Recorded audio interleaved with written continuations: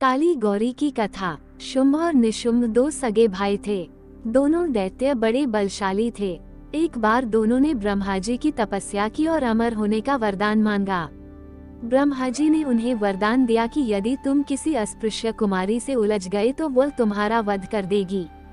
दोनों दैत्य वरदान पाकर निरंकुश हो गए। उनके उत्पात के कारण पितृतर्पण और यज्ञ होना बंद हो गया। ब्रह्मा जी ने शिव से प्रार्थना की कि इन दोनों असुरों का वध तभी हो सकता है जब आप किसी प्रकार जगदम्बा को रुष्ट करें।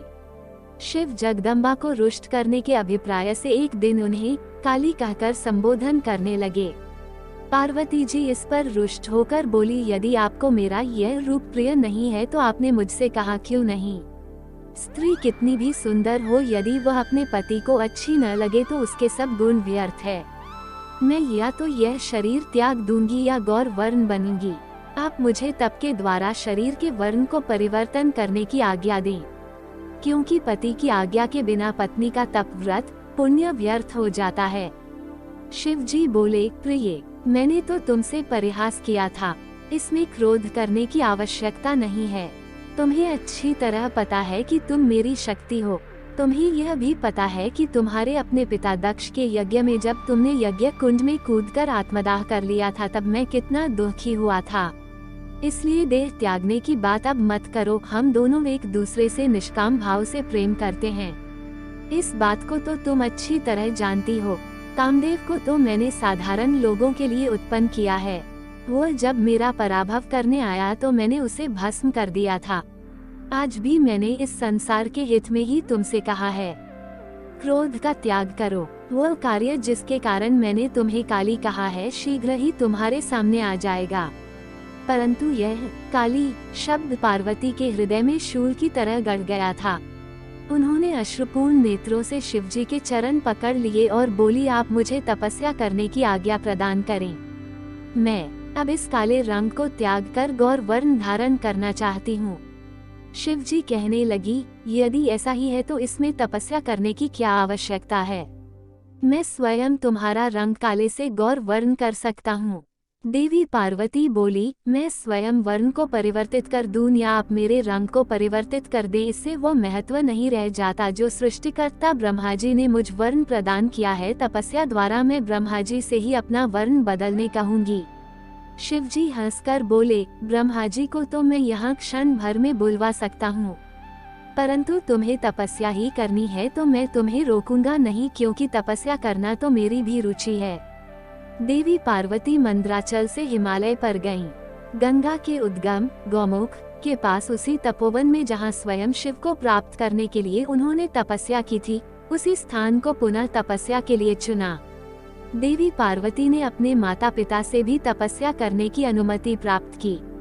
इसके बाद उन्होंने अपने आभूषण उतारकर तपस्विनी का वेश धारण किया और शिव के चरणों में अपना मन लगाकर तपस्या करने लगी। जब देवी तपस्या में लीन थी, एक दिन एक महाव्याघ्र वहां आया।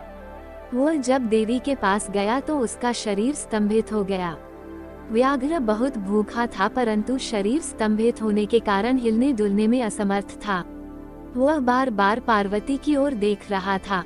पार्वती की ओर देखते रहने से उसकी हिंसक मनोवृत्ति समाप्त हो गई।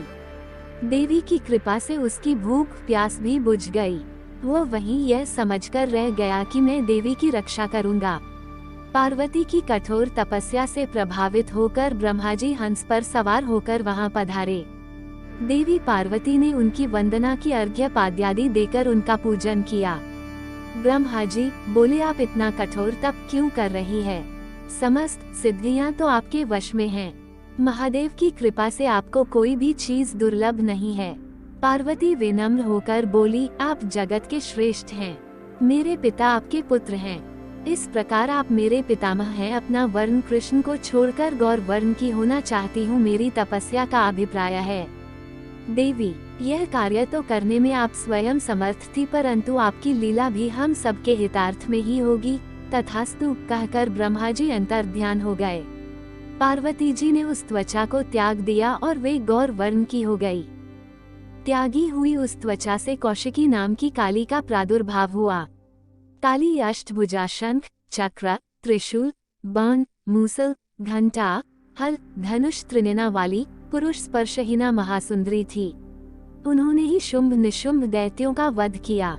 पार्वती जी ने उस महाव्याघ्र को, जो उनकी रक्षा कर रहा था, अपना वाहन बना लिया। ब्रह्मा जी से अनुमति लेकर वे अपने पति शिव जी के पास गईं। शंकर जी को उन्होंने अपना वाहन दिखाया और बोली, मैं यह उपहार लाई हूँ। यह मुझे अत्यंत प्रिय है। जो तुम्हें प्रिय है वो मेरा भी प्रिय है। अब रूह यह भी गणेश्वर हुआ।